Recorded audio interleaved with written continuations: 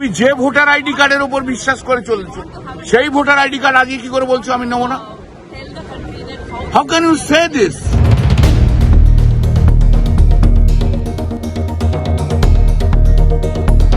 দেশ জুড়ে এখন চর্চায় ভোটার তালিকায় সার্বিক সংশোধন। বিহারে এক কোপে বাদ প্রায় 56 লক্ষ ভোটারের নাম। ভোটার আধার কার্ডকে মান্যতা দেওয়ার পরামর্শ দিয়েছিল সুপ্রিম কোর্ট। নির্বাচন কমিশন জানিয়ে দিয়েছে, আধার একটি পরিচয়পত্র মাত্র, নাগরিকত্বের প্রমাণ নয়। ভোটার আইডি কার্ডও হতে পারে না চূড়ান্ত পরিচয়পত্র। ভোটার তালিকায় নাম তোলায় বিবেচনা করা যাবে না এসব নথি। কমিশনের এই ভূমিকা যখন প্রশ্নের মুখে পশ্চিমবঙ্গে, তখন নয়া ইস্যু ভিন রাজ্যে বাংলা ভাষীদের হেনস্থার অভিযোগ। প্রতিবাদে সরব বিরোধীরা। সরকার বলছে চলছে বাংলাদেশি উচ্ছেদ।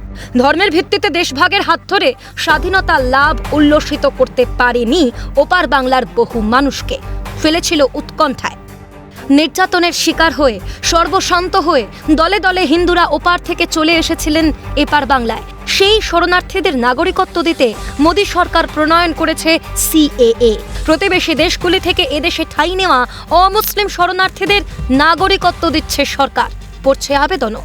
নির্বাচন কমিশন যখন বিহারে বাদ দিচ্ছে লাখো লাখো অবৈধ ভোটারের নাম, তখন সিএএ এর হাত ধরে শরণার্থীদের নাগরিকত্ব দিতে বাগদায় বিশেষ উদ্যোগ স্থানীয় বিজেপির।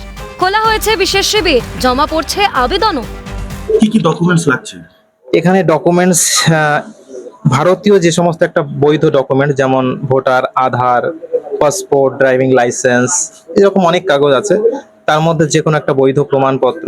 ওপার বাংলা থেকে যারা সংখ্যালঘু হিন্দুরা এখানে এসেছে, হিন্দু বৈধ সংখ্যালঘু যারা এসেছে, তাদেরকে যে একটা হিন্দু সংস্থা থেকে একটা সার্টিফিকেট দেওয়া হচ্ছে, যেমন এখানে আপনাকে দেখাতে পারি, এটা দিয়েছে ভারত সেবাশ্রম সংঘ থেকে। ওইখানে সাবলীল ভাবে অবলীলাভাবে চলাফেরায় অসুবিধা। আমি এসেছি 1986 সালে।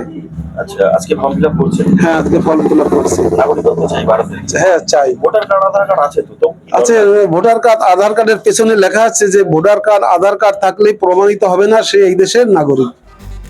অভিযোগ, ওপার বাংলা থেকে এপারে এসেছে মুসলিম অনুপ্রবেশকারীরাও। তারা নাকি এপারের ভোট ব্যাংক। এসেছে মৌলবাদী জঙ্গিরাও। বিস্ফোরণের ঘটনায় মিলেছে বাংলাদেশি জঙ্গি যোগ। ক্যানিং থেকে ধরা পড়েছে কাশ্মীরের সন্ত্রাসবাদী। মালদা, মুর্শিদাবাদ থেকে এনআইএ ধরেছে বাংলাদেশি জঙ্গিদের। অনেকে রয়েছে নাকি নাম গোপন করে। নির্বাচন কমিশনের নতুন অভিযানে স্পষ্ট হবে সংখ্যাটা। তাই কি সিএএ থেকে ভোটার তালিকা সংশোধন, সবের পিছনেই বিরোধীরা দেখছেন এনআরসির ছায়া। এটা শুধু রিভিউ হচ্ছে না ভোটার লিস্টে, কিন্তু নাগরিকত্বর ইস্যুটা টেনে নিয়ে ওরা ভোটার লিস্ট রিভিউ করছে। তো এই সরকার নির্বাচন কমিশনকে ধরে এনআরসির মতো একটা প্রসেস শুরু করেছে। আমাদের একটাই বক্তব্য, যারা বাংলার অধিবাসী, যারা ভারতীয় নাগরিক, তারা ভারতে থাকবেন। যারা ভারতীয় নাগরিক নন, তাদের ফেরত যেতে হবে। কোনো বাংলাদেশি মুসলিমকে আমরা এখানে থাকতে দেবো না। প্রচুর রোহিঙ্গা আছে। এখন বাঙালিকে বুঝতে হবে, বাঙালি হিন্দুকে বুঝতে হবে যে যদি এই বাংলাদেশি মুসলিম যারা অনুপ্রবেশকারী, তাদেরকে যদি আমরা বাংলা থেকে তাড়াতে না পারি, আগামী দিনে বাংলাদেশে যা যা হচ্ছে পশ্চিমবঙ্গ তা তা হবে।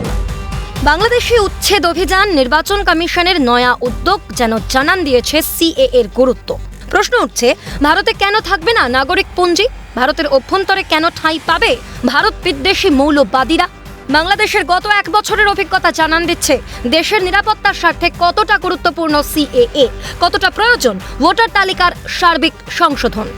কেউ যখন জোর দিচ্ছে বাংলাদেশি উচ্ছেদে, কেউ যখন শান দিচ্ছে বাংলা ও বাঙালি অস্মিতায়, ওপার বাংলা থেকে আসা পরিবারগুলো যেন মালুম পাচ্ছেন কেন দরকার সিএএ। বাগদার ছোট্ট গ্রাম কনিয়ারা যেন তারই প্রমাণ। ক্যালকাটা নিউজ।